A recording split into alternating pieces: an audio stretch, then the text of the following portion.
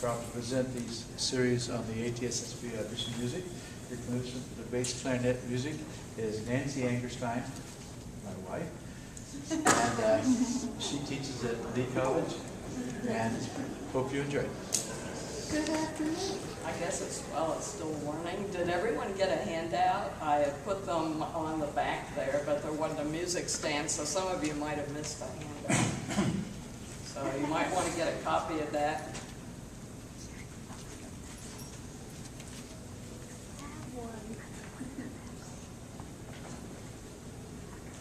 So do we have all bass clarinet players here, or do we have some contra? All right.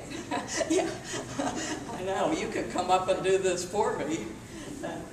Then what about, do we have any contralto and flat alto clarinet? All right. We got a little of everything, don't we? Well, good. Well, I was a little wordy on my comments, but my intent was, since this is ATSSB and generally the schools are smaller, I think sometimes it's a better idea to work from providing a lot of information, and then if you don't need it all, fine.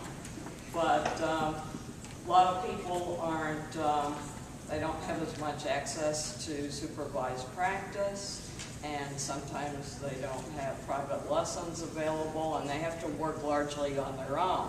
So my intent was to sort of make something with a running commentary so that you could put it out and look at things and kind of systematically on your own get a pretty good toehold, and then from there get into playing them at a point where you might want one of your band directors to hear it, or if you have a section rehearsals or something like that. So take what's useful there, and if you don't need it all, that's good, but it's there if you do need it.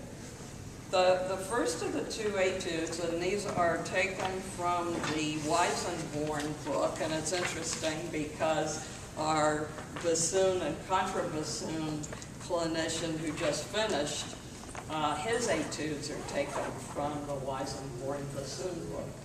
And these are adapted by Tom Rhodes for alto and bass clarinet. So they've kind of reconciled some of the problems that are inherent with trying to transpose bassoon literature, and they fixed it. So the first etude that is on the list is number 7, and it's marked Scherzo Allegro Assai, and it's 92 to 108. My feeling is that you should always start something slow, and you should always analyze things for key and possible fingerings first. So the way I would probably approach this if I were your age and I were starting out is I would look for accidentals, I would try to mark some things, and then I would work maybe a couple measures at a time, making sure that you're feeling the etude in 6/8. So if you're starting out, you might just want to go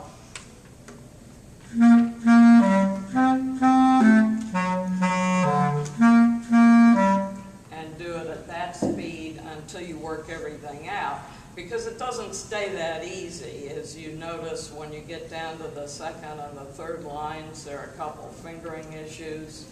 You have to decide.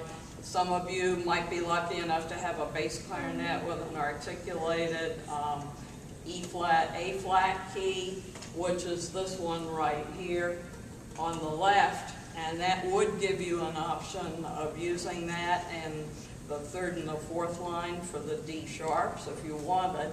I don't happen to like it on the third line, because to use that articulated key, you would then have to pick the B natural key out of the right here.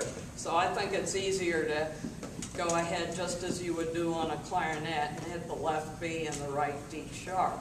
Now when you get to the fourth line, I happen to like it there. I happen to like going to the right C and then reaching over for the D sharp on the left side. But you may not like doing that, and clarinet fingerings always work, so you can always use left C and right D sharp again. Of course, if you're on country, you don't even have those keys. You don't know what they are, so. But here's what you would have at tempo.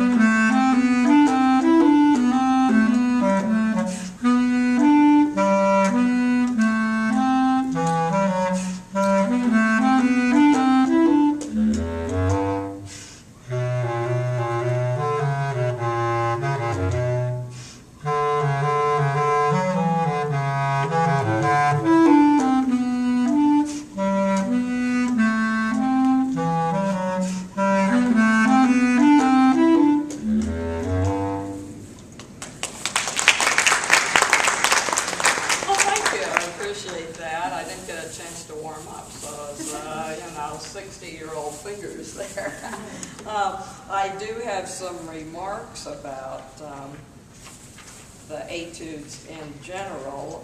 The first thing is obviously the notes, but you've got to get a feel of 6/8. So you've got to think 1, 2, 3, 4, 5, 6, 1, 2, 3, 4, 5, 6. So after the initial note, note, note, note, note, note, you've got to get to the point where you can kind of have a lilt to it, where it goes back and forth.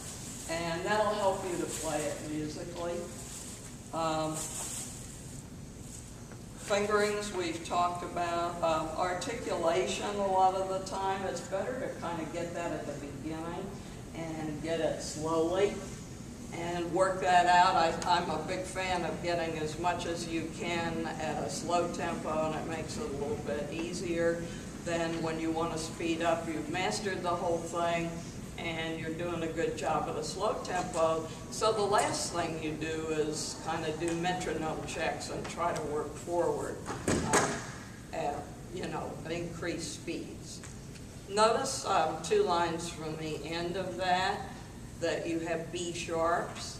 So do you remember your enharmonic spellings? B sharp is the same as what note? C natural. Right, so B sharp is fingered the same as a C natural and sounds the same. And make sure that you carry it through, because you have that measure right there. And I'm not looking at my measured copy here. I should get that so I can tell you what measure 49. And then again in measure 51. So you have the first B sharp marked and then another B sharp, and make sure you get both of them there. And then you've got the same thing with the D sharps in 53 and 55 there. So it's kind of important to make sure you're doing those on a slower time frame. Do we have questions before we go to the other one? Have you all tried this yet and gotten your music started in yet? Not yet, no? Okay. All right. So, oh, by the way, and notice there is a DC and there are repeats, so you're not going to do any of that. It ends just the way I played it. So the other one is, let's see. Okay, here we go. Allegro moderato, and it's in the key of B flat major. And if you kind of scan it quickly, you'll see that it's pretty cut and dried rhythmically. but there are some accidentals down in measure 7. You've got some C sharps, and then in measure 8, C sharps, and some E naturals in measure 7 and measure 9, and measure 11. And measure 12, if you have no articulated left-hand key or you don't wish to do it, you can do left C and right E flat there. And I think we've got a couple more of those down in measure 17. And then some accidentals down in, excuse me, measure 19, you've got D flats. In both registers, you've got lower D flat, and then 8th note upper D flats, and then you've got D naturals and D naturals, and then of course the last measure.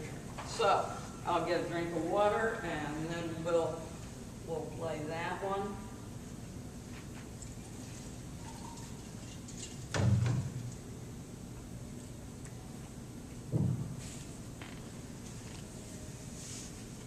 And I would keep it kind of from rushing as you do this.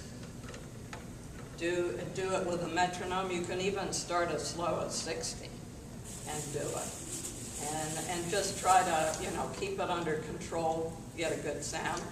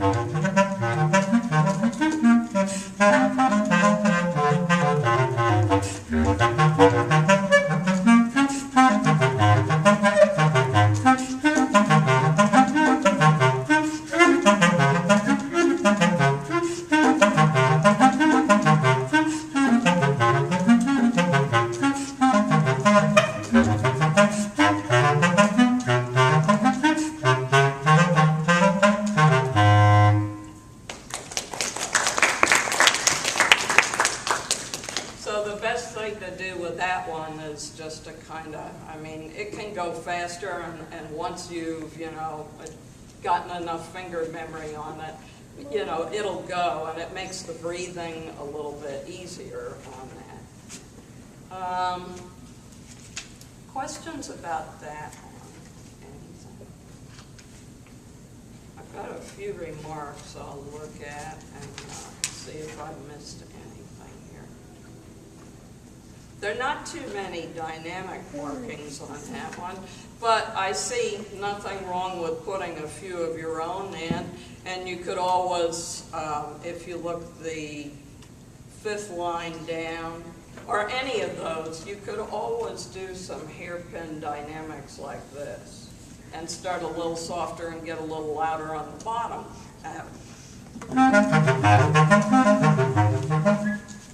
Do something like that, and make it just a little bit, have a little more expression to it, and a little more musicality, and the judges will always be happy that somebody's playing musically, and that'll always be a good thing there.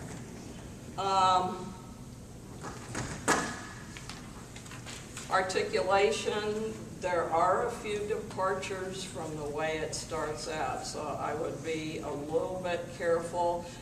If you notice on the 5th line, and actually starting on the end of the 4th line, you've got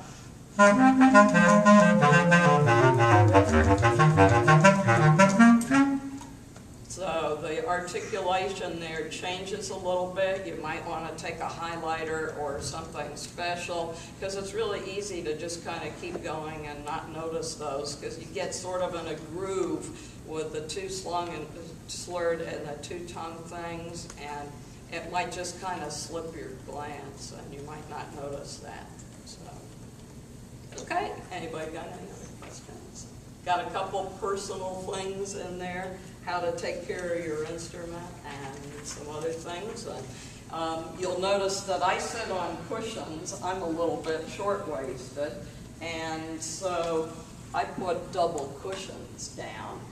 And if you're kind of small, it really helps get the bass clarinet up a little bit. So you can either use the peg or just, so you don't have to kind of stretch like this and change things.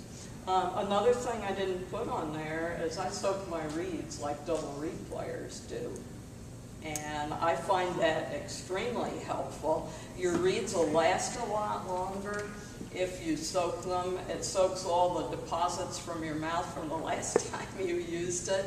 And I think the reeds last quite a bit longer, and they have better response when you put it on to play it. Yes? How long and how often should you soak them? Well, if it's a brand new reed, I wouldn't soak up more than 10 minutes because they just kind of go, you know, and they get too spongy.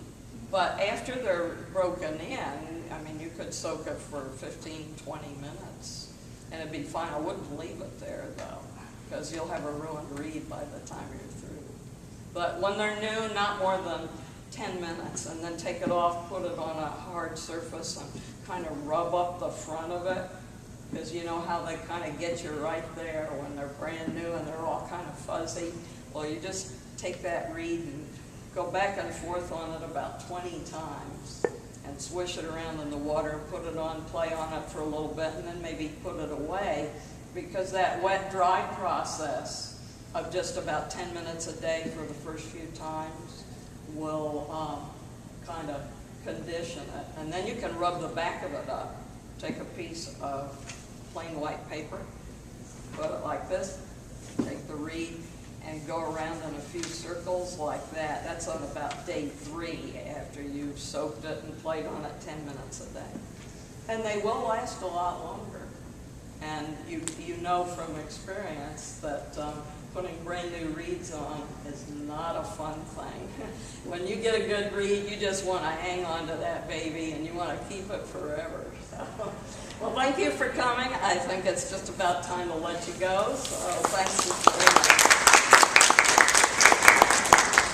If you've got any questions, feel free to come up. All of the sessions today are being videoed and will be on a link on the ATSSB website.